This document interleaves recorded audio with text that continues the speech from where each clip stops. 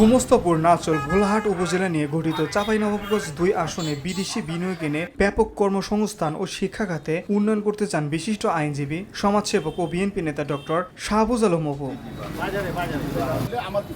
বৃহস্পতিবার বিকেলে নাচল উপজেলা ফতেপুর ও নিজামপুর ইউনিয়নের বিভিন্ন এলাকায় মত বিনিময় ও বিএনপির ভারপ্রাপ্ত চেয়ারম্যান তারেক রহমানের ৩১ দফা নিয়ে গণসংযোগে তিনি এই প্রতিশ্রুতি দেন। আমার ভবিষ্যৎ পরিকল্পনা হচ্ছে আমি এখানে কর্মসংস্থানের ব্যবস্থা করব। এখানে অনেক শিক্ষিত লোক আছে, বাট কর্মসংস্থানের সাফিসিয়েন্ট জায়গা নেই। এ সময় ডক্টর এস এ অপু সুখী সমৃদ্ধ বাংলাদেশ বিনির্মাণে ৩১ দফার গুরুত্ব তুলে ধরে বিভিন্ন এলাকায় মত বিনিময় করেন। আইনজীবী ডক্টর এস এ অপু বলেন, আগামী নির্বাচন হবে অত্যন্ত কঠিন, কারণ পতিত আওয়ামী লীগের প্রেতাত্মারা এখনও প্রশাসনে বিরাজমান করছে।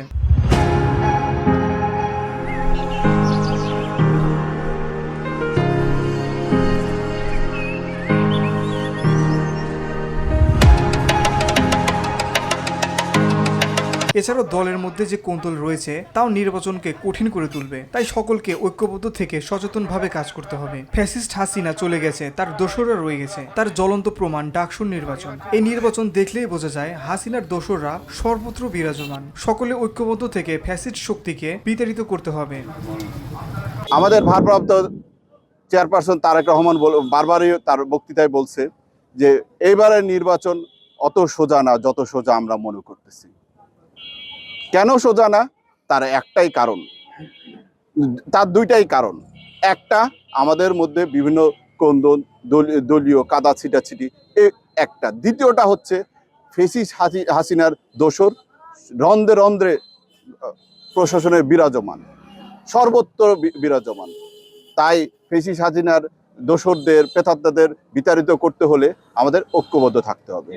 আমাদের মনে রাখতে হবে ফ্যাসিস্ট হাসিনা চলে গেছে, বাট তার দোসররা বর্তমানে এখনো বিরাজমান।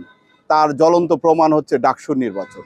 ডাকসুর নির্বাচন লক্ষ্য করলে বুঝতে পারবেন ফ্যাসিস্ট হাসিনার প্রেতাত্মা সর্বত্র বিরাজমান। সন্ধ্যায় বিএনপি নেতা ডক্টর এস এ অপু নাচল উপজেলার বিভিন্ন এলাকায় গণসংযোগ ও ৩১ দফা তুলে ধরে মতবিনিময় সহ করেন। এ সময় আরও উপস্থিত ছিলেন জেলা বিএনপির সদস্য ও গোমস্তাপুর উপজেলা বিএনপির যুগ্ম সাধারণ সম্পাদক মোহাম্মদ আবুল কালাম আজাদ, চাঁপাইনবাবগঞ্জ পৌর বিএনপির সাধারণ সম্পাদক এএইচএম জামাল বাচ্চু সহ বিএনপি ও এর অঙ্গ সহযোগী সংগঠনের বিভিন্ন স্তরের নেতাকর্মীরা।